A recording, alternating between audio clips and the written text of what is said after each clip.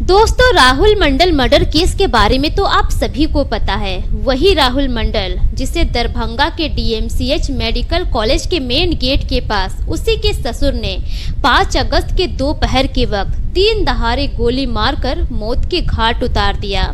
अब राहुल मंडल की पत्नी तनु प्रिया ने कुछ ऐसा बयान दिया है जिसे जानने के बाद आपके भी होश उड़ जाएंगे कि आखिर ऐसा भी हो सकता है क्या। दोस्तों, आइए जानते हैं मामले की पूरी कहानी इस वीडियो में। पर वीडियो में आगे बढ़ने से पहले आप सभी से एक ही रिक्वेस्ट है कि वीडियो को लाइक कर दीजिए और चैनल को भी सब्सक्राइब कर दीजिए ताकि मेरा हौसला बढ़ता रहे। दोस्तों, मेरा नाम है तबस्सुम खातून और आप सभी का मेरे चैनल पर स्वागत है।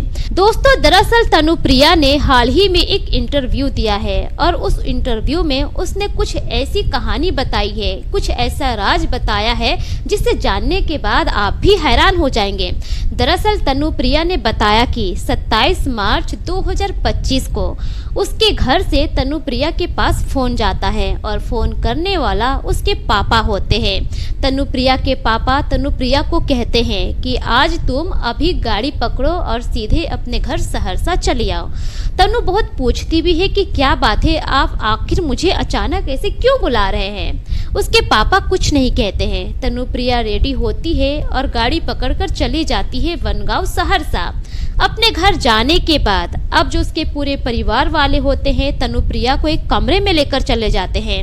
वहां ले जाने के बाद अब तनु प्रिया से पूछताछ किया जाता है कि आखिर ये लड़का कौन है। एक फोटो भी दिखाया जाता है। तब जाकर पूछते हैं कि ये लड़का कौन है जिसके बाइक में तुम रोजाना घूमती हो। अब तनु जब फोटो देखती है तो हैरान रह जाती है। दरअसल उस फोटो में तनु प्रिया होती है और राहुल मंडल होता है जो कि बाइक में घूम रहे होते हैं। अब तनु प्रिया कहती है कि ये तो मेरे ही कॉलेज में पढ़ता है, बहुत अच्छा दोस्त है, मेरी बहुत मदद करता है और मुझे इससे कुछ मदद चाहिए थी, इसी वजह से मैं इसके बाइक पर बैठ कर गई थी। लेकिन उसके घर वाले नहीं मानते हैं। अब उस बात को लेकर तनु प्रिया को पूरे परिवार वाले मारते हैं। तनु के पापा होते हैं, उसके 2 भाई होते हैं, तनु की मम्मी होती है, वही उसकी दादी भी होती है। सब मिलकर तनु को मारते हैं और उसी दिन रात के वक्त तनु प्रिया के पापा तनु से कहते हैं कि चलो मेरे साथ थाने में और राहुल मंडल के खिलाफ एक एफआईआर दर्ज करवाओ कि उसने तुम्हारे साथ गलत काम किया है। अब जब तनु इतना सुनती है तो हैरान रह जाती है। तनु कहती है कि किसी बेकसूर को मैं झूठे आरोप में क्यों फंसाऊं, मेरा उसके साथ ऐसा कुछ नहीं है और उसने सिर्फ मेरी मदद की थी। छोटी सी बात को लेकर मैं उस लड़के को आखिर जेल के सलाखों के पीछे क्यों भेजवाऊं, मैं नहीं जाऊंगी ऐसा करने के लिए। जब वो मना करती है थाना जाने से तब उसके परिवार वाले और पीटते हैं, बहुत बुरी तरह से मारते हैं। अब उसके बाद से ही तनु का कॉलेज जाना बंद हो जाता है। उसके माता पिता दोबारा उसको दरभंगा डीएमसीएच कॉलेज नहीं भेजते हैं। रोजाना तनु के साथ मारपीट किया जाता था। तनु के पापा मारते थे, तनु के दोनों भाई मारते थे, वही जो उसकी माँ थी वो भी मारती थी और उसकी दादी भी खड़ी खोटी सुनाती थी। ये सारा कुछ कहना तनु का है। धीरे धीरे ऐसा ही वक्त गुजरता है। लगभग 1 महीने का वक्त गुजर जाता है।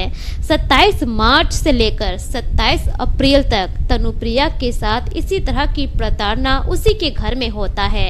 अब जब तनु से बर्दाश्त नहीं होता है तब जाकर वो हार दार कर राहुल मंडल को फोन करती है और फोन करके कहती है कि पिछले 1 महीने से मेरे परिवार वाले मुझे बस इस वजह से मार रहे हैं कि उन लोगों को लगता है कि मेरा आपके साथ अफेयर चल रहा है। आप मुझे यहाँ से आकर ले जाइए, मुझे रेस्क्यू कर लीजिए, वरना मेरे परिवार वाले मुझे जिंदा ही मार डालेंगे। अब जब राहुल मंडल इतना सुनता है 27 अप्रैल को ही वो अपना बुलेट लेकर निकल जाता है। तनु प्रिया के घर तक पहुंचता है। तनु प्रिया अपने कुछ जरूरी डॉक्यूमेंट्स लेकर रेडी रहती है। राहुल के बुलेट बाइक में बैठती है और वहां से वो चली जाती है। लेकिन जब इधर तनु के परिवार वालों को पता चलता है कि तनु भाग गई है उस लड़के के साथ, पूरे परिवार वाले बहुत गुस्सा करते हैं। उधर जो तनु प्रिया होती है राहुल के साथ तो चली जाती है। राहुल के साथ जाने के बाद अब 5 अप्रैल को बिहार के लखीसराय इलाके में जाती है और वहीं पर एक मंदिर में दोनों शादी कर लेते हैं। शादी करने के बाद अब राहुल मंडल तनुप्रिया को लेकर अपनी दीदी के घर पटना चला जाता है। लेकिन इधर जो तनु के परिवार वाले होते हैं, तनु के माता पिता होते हैं, वो लोग वनगांव थाने चले जाते हैं और वहां जाने के बाद राहुल मंडल के खिलाफ एक एफआईआर दर्ज करवा देते हैं और उसमें लिखा होता है कि राहुल मंडल ने उनकी बेटी तनुप्रिया का अपहरण कर लिया है। तनुप्रिया के परिवार वाले इस बात से भी ज्यादा गुस्सा होते हैं कि आखिर उनकी बेटी दूसरे कास्ट के लड़के से शादी कैसे कर सकती है। तनु एक ब्राह्मण समाज की लड़की है, वही जो राहुल मंडल था वो दूसरे कास्ट का लड़का था। इस बात से भी पूरे परिवार वाले आग बबूला हो जाते हैं।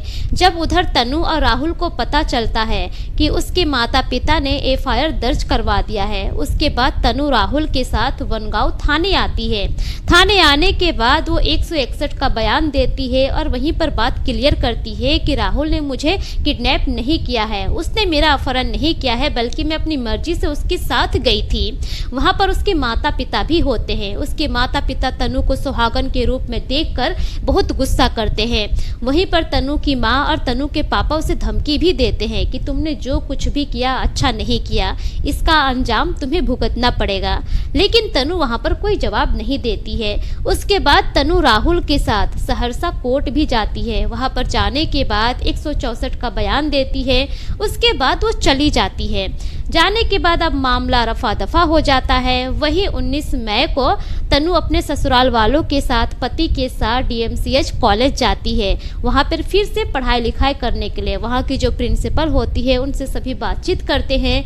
अब बातचीत के दौरान तनु ऐसा आरोप लगा रही है वहां की प्रिंसिपल पर कि तनु की सास को वहां की प्रिंसिपल कहती है कि आप लोग तो बहुत खुश होंगे, एक तो आप अलग कास्ट के हैं और आपको ब्राह्मण समाज की बहू मिल गई, आप लोग तो वैसे ही बहुत खुश होंगे। अगर इसकी जगह मेरी बेटी रहती तो मैं इसे जिंदा मार देती। अब इस बात पर राहुल मंडल के माता पिता को बुरा तो लगता है, लेकिन वो लोग वहां पर कुछ नहीं करते हैं। वहां पर दोनों को हॉस्टल दिला दिया जाता है। तनु और राहुल एक साथ अब वहीं पर रहकर पढ़ाई लिखाई करने लगते हैं। दोनों को ऐसा लगता है कि अब जिंदगी में हर कुछ सही चल रहा है। धीरे धीरे ऐसा ही समय गुजरता है और अगस्त 5 तारीख मंगलवार को तनु को अंदाजा भी नहीं था कि उस दिन क्या होने वाला है। हॉस्टल से दोनों निकलते हैं, कॉलेज में जाते हैं, अटेंडेंस देते हैं, उसके बाद वो लोग बाहर निकल जाते हैं। उसी दौरान जो राहुल मंडल होता है मेन गेट के पास आता है, क्योंकि वहां पर उसका बाइक खड़ा हुआ था। अब जो राहुल का एक दोस्त था वो जाता है बाइक के पास, क्योंकि उसे बाइक स्टार्ट करना था। राहुल चाबी देता है, लेकिन उसका दोस्त जैसे ही वहां पर जाता है, तनु के जो पापा होते हैं वो नकाबपोश में आए हुए थे, वहीं पर जाकर पूछते हैं कि ये बाइक किसकी है। राहुल मंडल वहां पर आता है और कहता है कि ये बाइक मेरी है।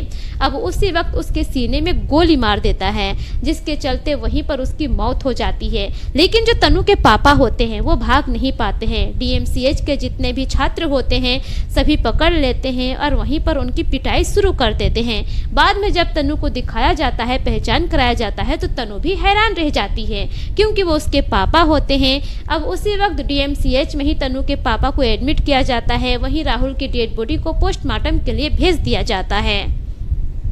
दोस्तों, फिलहाल इस मामले को 1 महीने से ज्यादा का समय बीत चुका है। वही जब रिपोर्टर साहब तनु से ये पूछते हैं कि आखिर आपके परिवार वालों तक आप दोनों का फोटो कैसे पहुंचा और उन लोगों को यह इन्फॉर्मेशन किसने दी कि आपका और राहुल मंडल का अफेयर चल रहा है, तब जाकर तनुप्रिया आरोप लगाती है कॉलेज की प्रिंसिपल मैडम पर। और कॉलेज की प्रिंसिपल मैडम के कुछ 8-10 चमचे हैं, उन लोगों पर आरोप लगाती है और साथ ही ये भी कहती है कि मेरे हॉस्टल में जो रूममेट हैं वो लोग भी ऐसा कर सकते हैं। वही तनुप्रिया ये भी कहती है कि कॉलेज की जो प्रिंसिपल थी वो पहले से ही मुझे ताना दिया करती थी। जब भी वो मुझे कॉलेज में देखती थी बस एक ही बात कहा करती थी कि कैसी लड़की है, ब्राह्मण समाज से होकर दूसरे कास्ट के लड़के से शादी कर ली, और ना जाने बहुत तरह तरह की बातें सुनाया करती थी। लेकिन तनु पहले इस बात को किसी से शेयर नहीं की। जब उसके पति के साथ इस तरह का घटना घट गया तब जाकर तनु पूरी कहानी मीडिया में बयां करती है, अपना इंटरव्यू देती है। तब जाकर लोगों को पता चलता है कि आखिर डीएमसीएच कॉलेज की जो प्रिंसिपल मैडम है इस तरह की मानसिकता कैसे रख सकती है। फिलहाल राहुल मंडल के इलाके के जितने भी मेंबर सब हैं, जो पंचायत मेंबर हैं, मुखिया है, वो सब एक ही मांग कर रहे हैं कि राहुल मंडल का जो भी आरोपी है उसे सख्त से सख्त सजा मिलनी चाहिए। वहीं तनुप्रिया का भी कहना है कि जिस तरह से उसके पति को मौत की घाट उतारा गया है, उसी तरह से उसके पापा जो आरोपी है उसको भी मौत की सजा मिलनी चाहिए। वहीं साथ में जो उसका दोनों भाई है उन दोनों को भी सजा मिलनी चाहिए। और इस मामले में, इस केस में जितने भी लोग इन्वॉल्व थे सभी को आजीवन कारावास होनी चाहिए। दोस्तों, यह सारी जानकारी मैंने सोशल मीडिया, न्यूज चैनल और इंटरनेट के माध्यम से लिया है। दोस्तों, इस पूरी कहानी पर आपकी क्या राय है? अपनी राय कमेंट सेक्शन में जरूर दीजिए। दोस्तों, इस घटना को सुनाने का मकसद किसी की भी भावनाओं को ठेस पहुंचाना नहीं है, बल्कि मेरा मकसद आप सभी को सतर्क करना है, जागरूक करना है, ताकि आप अपना और अपने परिवार का ख्याल रख सकें। दोस्तों, मिलेंगे फिर एक नई वीडियो के साथ। तब तक के लिए शुक्रिया। जय हिंद।